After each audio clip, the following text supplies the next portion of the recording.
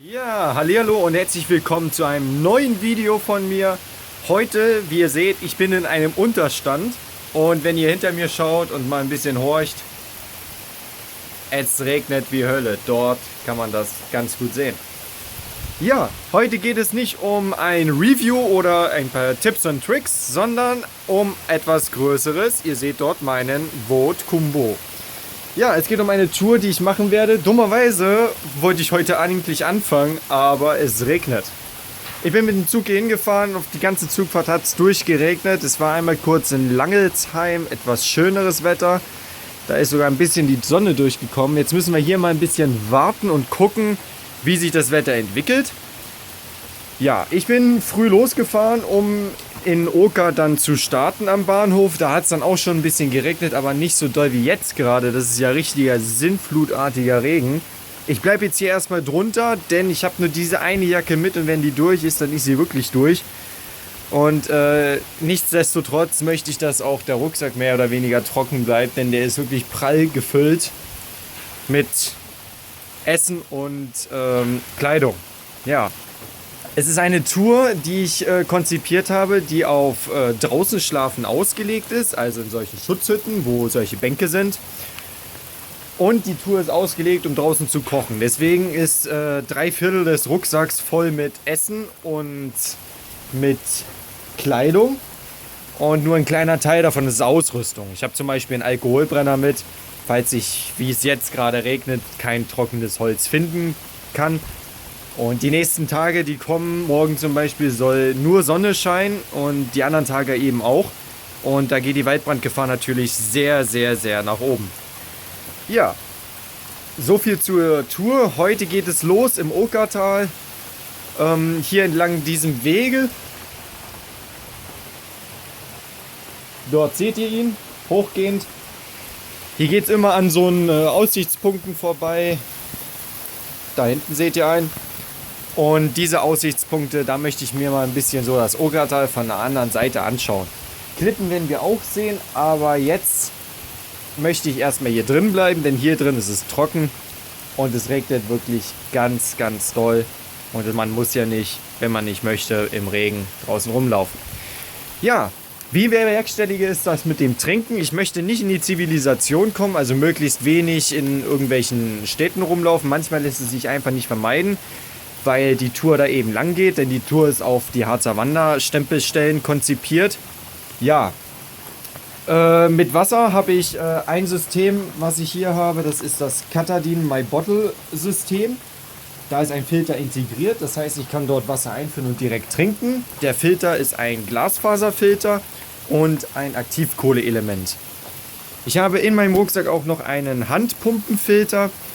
Dieser Handpumpenfilter, der hat auch ein Glasfaserelement und ein Aktivkohleelement drin und zusätzlich noch einen Keramikvorfilter. Damit kann ich auch dreckigeres Flusswasser filtern. Tabletten wie Chlortabletten oder Silberiontabletten habe ich nicht mit. Das heißt, ich bin wirklich auf frisches Wasser angewiesen, das ich finden muss. Ich habe mir auf der Karte vorher Stellen markiert und mir Zettel geschrieben, wo die Tour lang geht, wo ich Wasser finde, zwischen den einzelnen Stempelstellen. Ja. Und dann werden wir mal gucken, ob das alles so klappt, wie ich will. Ob ich nicht krank werde.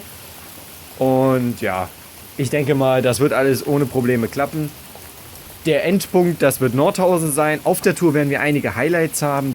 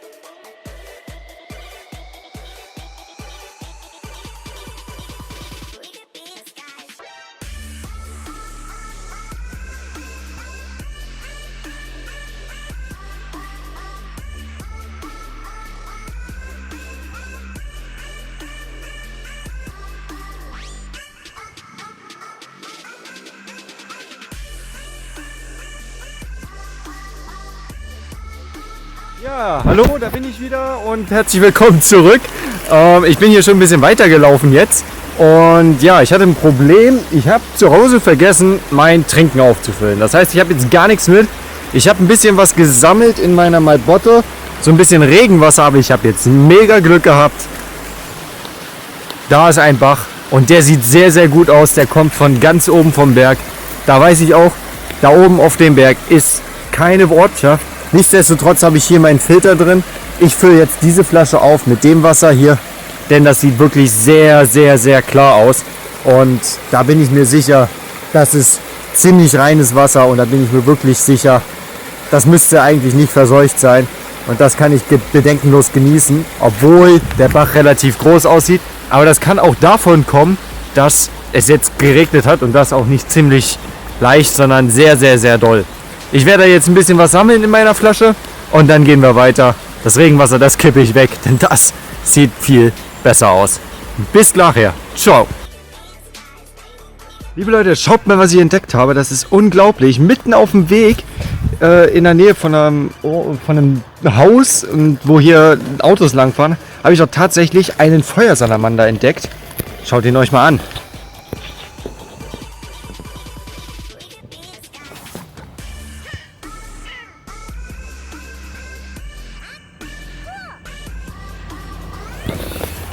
Dieser Feuersalamander, die sind wirklich sehr, sehr selten geworden. Und man sollte sie in Ruhe lassen. Und deswegen lasse ich den kleinen lieben Kerl nun auch in Ruhe. Außerdem sind sie giftig, man sollte die auf keinen Fall anfassen.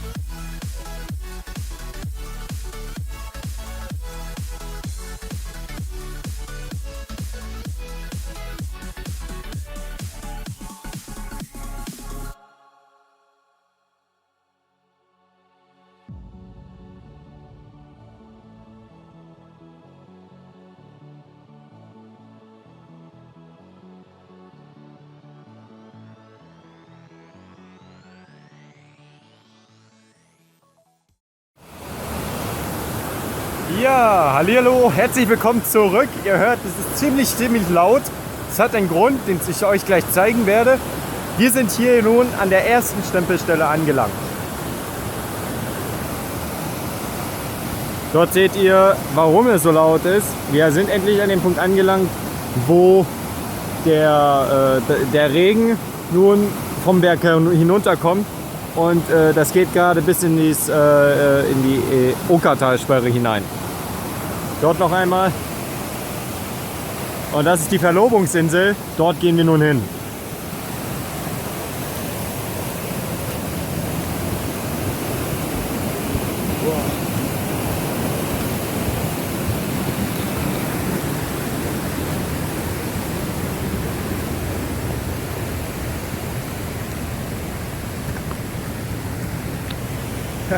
Lebensgefahr, Achtung, Flutwelle.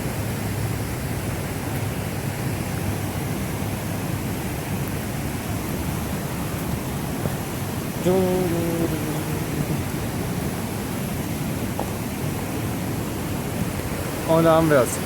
Die Verlobungsinsel.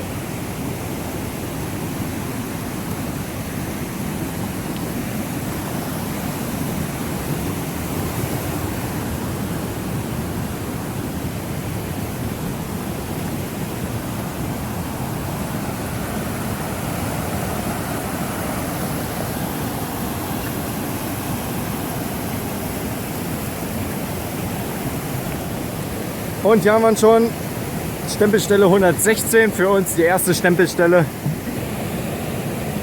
Und da ist er, Verlobungsinsel Oka. Harzer Wandernadel 116.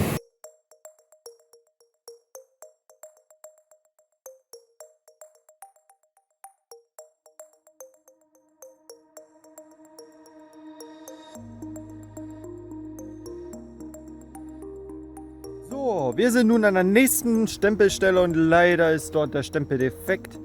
Da ist das Gummi unten weg, es war noch das Holzstück da, deswegen musste ich die Nummer in dem Stempelkasten abschreiben. Jetzt sind wir hier nämlich bei der Stempelstelle beim Treppenstein. Da sehen wir das Schild und dann gehen wir doch mal zum Treppenstein. Ich habe jetzt meinen Rucksack dort gelassen, vor Ort.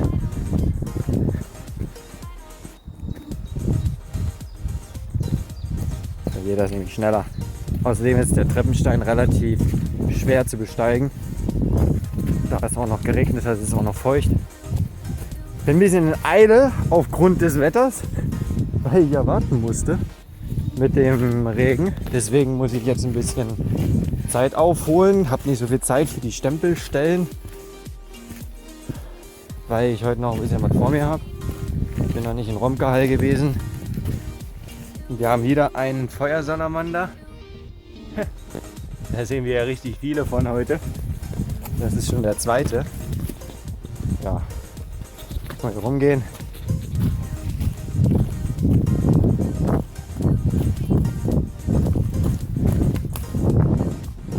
Joggen.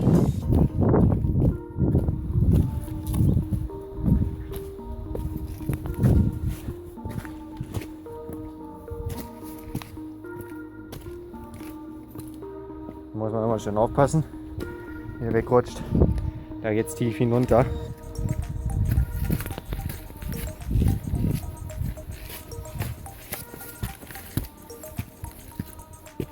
Ja, da seht ihr mal die Aussicht. Die ist doch atemberaubend, oder? Und hier geht's weiter hoch.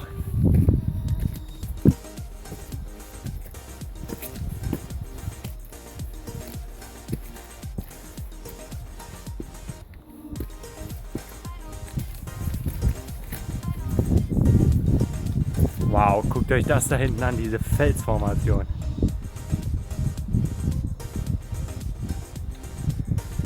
Da unten auch. Ja, Hammer.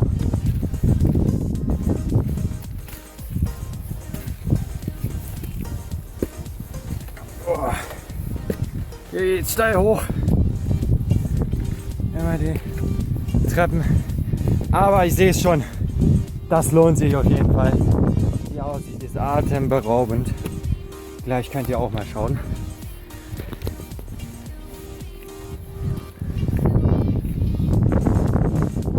Da sind wir. Weiter gehen wir nicht, weil es hier abgesperrt ist. Könnte man noch weiter, das ist noch eingehauen. Aber das war mir nicht so gefährlich. Aber wenn ihr hier mal schaut, es ist atemberaubend, diese Aussicht. Wirklich atemberaubend. Da ist das Oka-Tal.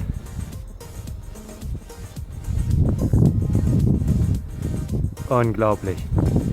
Ja, das ist der Treppensteig. Das ist ein großer Felsen im Oka-Tal. Und jetzt gehe ich weiter zum nächsten Punkt.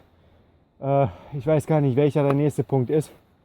Da bin ich mir jetzt gerade nicht sicher. Und lasst euch einfach überraschen. Ich lasse mich auch überraschen. Ich gucke jetzt extra nicht nach. Bis nachher. Macht's gut. So, da bin ich wieder. Ja, wir sind nun an der nächsten Stempelstelle angelangt. Das war die Stempelstelle 118. Und zwar an der Kästeklippe.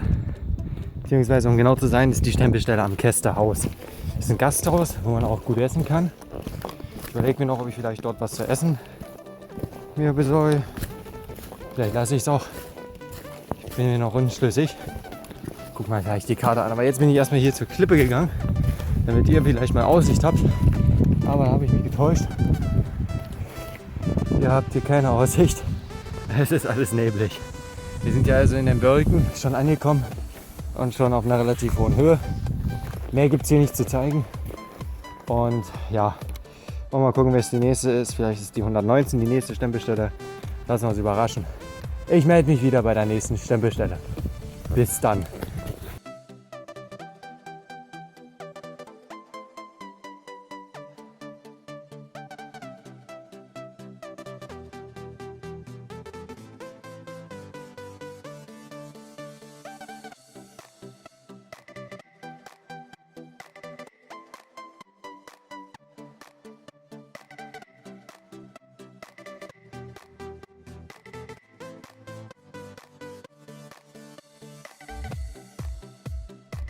Ja, ich bin wieder da.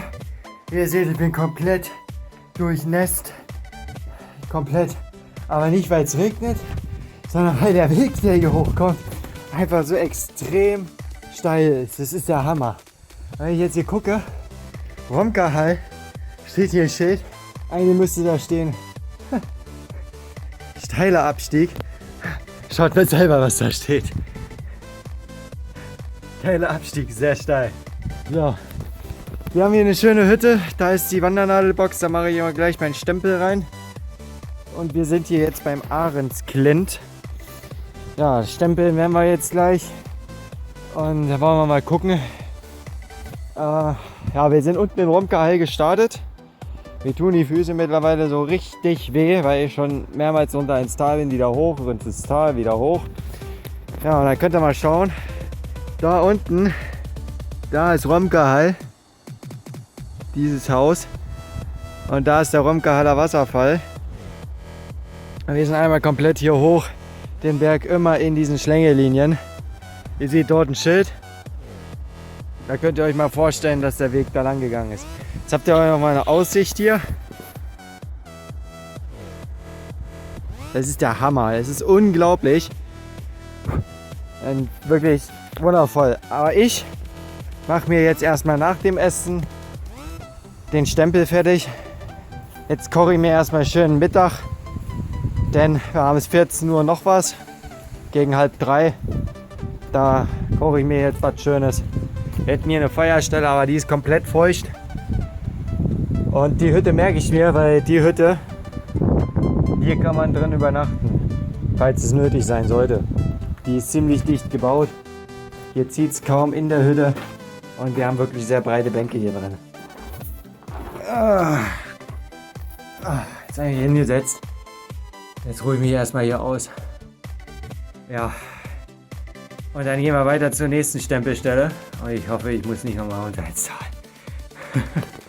Es ist einfach so steil gewesen. Ich habe mir genau die richtigen Wege ausgesucht. Alter Falter. Das war echt eine harte Nuss. Na dann, ich melde mich später wieder, wenn ich bei der nächsten Stempelstelle bin. Oder nochmal kurz beim Kochen. Wir sehen uns.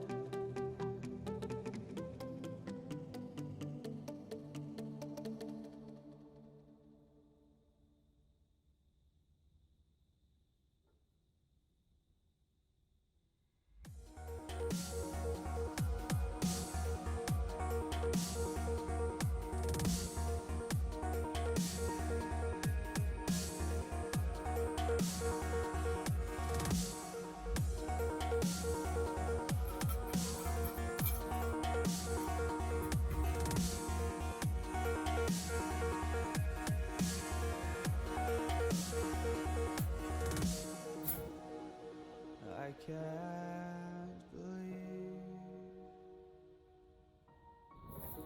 the night lay waste to all we given. But honestly, you've gotta know that this ain't living, but we could run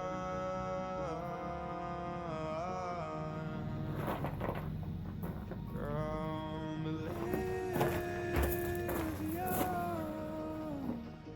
and let it burn, let it burn.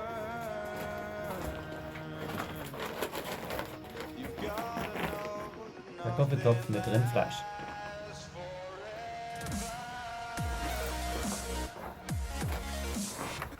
Ein bisschen aufwärmen können wir uns auch.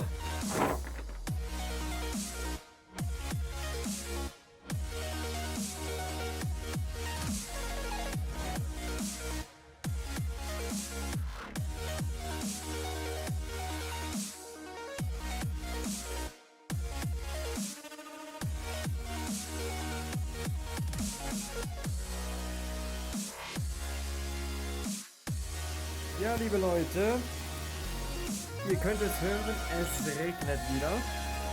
Heute gegen Abend hat es jetzt nochmal angefangen zu regnen. Ich war eben da hinten, habe mir Wasser gefiltert. Dummerweise ist der große Bach, der führt braunes Wasser und das schäumt auch ganz schön doll. Aber daneben war ein ganz kleiner Bach, da konnte ich mir ganz klares Wasser fördern. Das habe ich auch noch zusätzlich gefiltert. Hier habe ich ein paar Sachen noch liegen von mir. Ja, da ist der Schlafsack drin, den ich euch später reviewen werde. Mein Trinken gefiltert. Und ja, das wird meine Schlafecke werden heute Nacht. Und zwar am Dammgraben. Das ist nicht das Ziel, was ich erreichen wollte, aber man muss auch mal Kompromisse eingehen und sagen, ich mache jetzt Schluss. Denn wie man sieht, war es auch gut so. Ich habe mal auf den Druck geachtet, der ist runtergegangen. Und ja, das war gut, dass ich weitergegangen bin. Ich wäre direkt jetzt in den Regen gekommen. Und ja, jetzt ruhe ich mich hier aus, gehe ich schlafen, habe mein Trinken dort stehen jetzt. Und ja, morgen früh werde ich dann raus. Ich hoffe, die Hütte ist dicht. Ich gehe mal davon aus, dass sie dicht ist, weil es sieht aus, als wenn da ein bisschen geteert ist, ich weiß es nicht. Aber ich hoffe mal, die hält dicht, wenn es jetzt regnet. Wird hier drin nicht nass, wo ich liege. Ich habe mich jetzt extra mal weggesetzt hier vom Regen. Das heißt, wenn es hier rein regnet, dann trifft es mich nicht direkt, wenn ich hier liege. Ja, ich gucke mal, wie ich morgen meine Tour eventuell ein bisschen anpassen werde. Ob ich eventuell einen Punkt streiche, da bin ich mir noch unsicher. Ich weiß es noch nicht. Vielleicht streiche ich die Achtermannshöhe. Da bin ich mir aber noch ziemlich unsicher. Und da weiß ich noch nicht, ob ich das machen soll. Inwiefern das eventuell gut oder schlecht ist. Da muss ich jetzt gleich mal in Ruhe gucken. Das mache ich aber gemütlich im Schlafsack. Jetzt gucke ich mir erstmal alles nach, ob alles soweit von Zecken frei ist. Dann ziehe ich meine Schuhe aus, ziehe mir frische Socken an, frisches Shirt. Und dann geht's ab in den Schlafsack. Und dann sehen wir uns morgen wieder. Ich hoffe, euch hat die erste Tour schon mal gefallen. Wenn euch die erste Tour gefallen hat, guckt auch gleich mal die zweite an. Dann würde ich sagen, wir sehen uns morgen bei Tour 2 wieder in Richtung Bad Harzburg runter. Wollen wir mal gucken, wie wir die ein bisschen anpassen können, dass wir morgen ein bisschen weniger Kilometer machen, weil heute war echt hardcore. Wenig Zeit, bisschen verspätet angefangen, wegen der Zugfahrt halt. Ne? Wir sind um 9:30 da gewesen. Dann hat es noch geregnet, mussten wir noch warten, eine halbe Stunde ungefähr. Das zieht alles Zeit, ne? Und wenn ich hier morgen früh um 8 Uhr loskomme, dann bin ich auf jeden Fall gut drin und kann entspannt die nächste Tour angehen. So, genug mit den Laberei. Ich muss jetzt ein paar Sachen machen und wir sehen uns morgen.